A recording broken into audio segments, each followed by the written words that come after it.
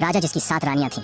राजा सभी रानियों से बहुत प्यार करता था, लेकिन उनकी कोई संतान नहीं थी। एक दिन राजा ने अपने मंत्री से सलाह ली और मंत्री ने बताया कि एक संत के पास जाना होगा जो उन्हें संतान प्राप्ति का आशीर्वाद दे सकते हैं। राजा ने संत के पास जाकर अपनी समस्या बताई। संत ने राजा को एक फल दिया और कहा कि इसे अपनी सबसे प्रिय रानी को खिलाएं, जिससे उन्हें संतान प्राप्त होगी। राजा ने सोचने लगे कि फल किस रानी को दिया जाए, क्योंकि सभी रानियां उन्हें समान रूप से प्रिय थीं। अंततः उन्होंने फल को 7 टुकड़ों में बांटकर प्रत्येक रानी को एक एक टुकड़ा खिलाया। कुछ समय बाद सभी 7 रानियां गर्भवती हो गईं और 9 महीने बाद सुंदर पुत्रों को जन्म दिया।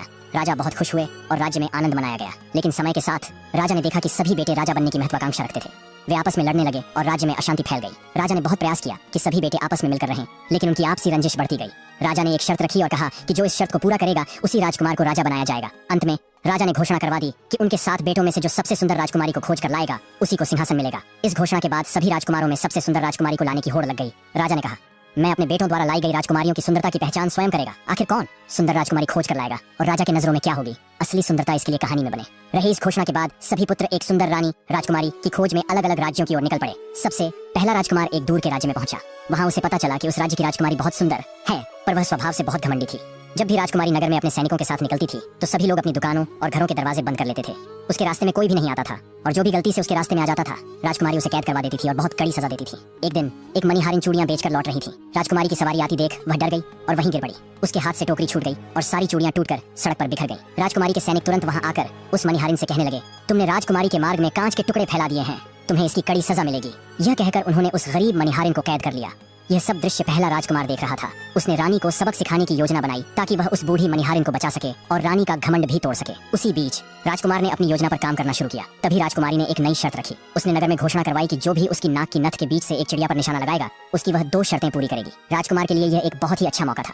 उसने तुरंत इस चुनौती को स्वीकार करने का निश्चय किया। अगले दिन राजकुमार शर्त पूरी करने के लिए पहुंच गया। उसने धनुष उठाया और सावधानी से निशाना लगाया। नथ के बीच से तीर निकला और उसने चिड़िया को सिर्फ घायल किया, मारा नहीं। राजकुमारी ने जैसे ही यह देखा वह चकित रह गई और अपनी शर्त के अनुसार उसने राजकुमार से उसकी 2 शर्तें पूछी। राजकुमार ने कहा, मेरी पहली शर्त यह है कि आप आज के बाद किसी को भी बिना गलती के सजा नहीं देंगी और मेरी दूसरी शर्त यह है कि आप मुझसे विवाह करेंगी।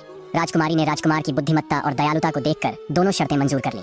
इस तरह पहला राजकुमार उस राजकुमारी को लेकर अपने राज्य वापस आ गया। दूसरा राजकुमार एक घने जंगल के रास्ते से होते हुए एक राज्य की ओर जा रहा था। चलते चलते उसे बहुत प्यास लग गई। प्यास से व्याकुल होकर वह पानी की तलाश करने लगा। तभी उसे पास ही किसी झरने की आवाज सुनाई दी। वह बिना सोचे समझे उसी दिशा में चल पड़ा। प्यास से इतना बेचैन था कि उसने ध्यान ही नहीं दिया कि झरने के पास एक स्त्री स्नान कर रही थी। जब राजकुमार ने उसे देखा तो वह उसकी सुंदरता को देखकर मंत्रमुग्ध हो गया और देखता ही रह गया। वह स्त्री भी उसे देखकर घबरा गई। कुछ हिम्मत जुटाकर उसने पूछा, आप कौन हैं और यहाँ क्या कर रहे हैं?